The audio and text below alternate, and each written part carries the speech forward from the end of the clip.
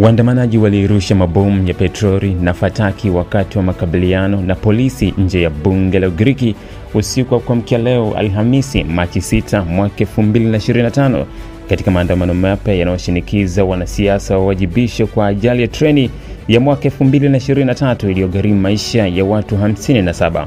Vijana kadhaa waliteketeza mapipa ya taka kwa moto katika uwanja wa Sintagima katikati ya jiji la Athens, huku polisi waliovaa mavazi ya kupambana na ghasia wakijibu kwa kurusha gesi ya kutoa machozi na kutumia virungu kuwatawanya waandamanaji. Hakukuwa na ripoti za mara moja kuhusu majeruhi au watu waliokamatwa. Makabiliano hayo makali yalitokea saa chache baada ya vyama vya upinzani kuwasilisha bungeni hoja kutokuwa na imani na serikali ya mrengo wa kulia inayoongozwa na waziri mkuu wa nchi hiyo Kyriakos Mitsotakis. Siku chache kabla ya hapo, mgomo wa kitaifa na maandamano makubwa zaidi mengine yakiwa na vurugu yalifanyika kuadhimisha miaka miwili tangu janga hilo la Februari 28 mwaka 2023. Waathiriwa wengi wa ajali hiyo ambayo ilihusisha mgongano wa ana kwa ana kati ya treni ya abiria na treni ya mizigo huko Tempe, kaskazini mwa Ugiriki, walikuwa ni wanafunzi wa vyuo vikuu waliokuwa wakirejea kutoka mapumziko marefu ya mwisho wa wiki.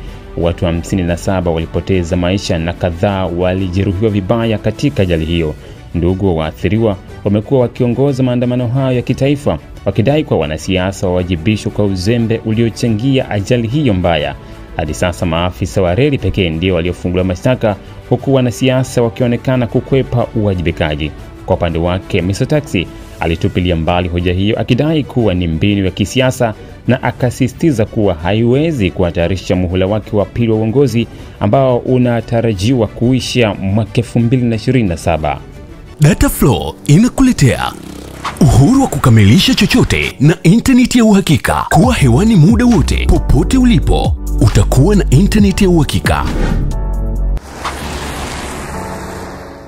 Ni salama na huunganisha kwa haraka. Ina nguvu hata sehemu zenye msongamano. Pata data mtelezo yenye kasi kwa gharama nafuu. Wasiliana nasi. Tembelea tovuti yetu www.dataflow.co.tz.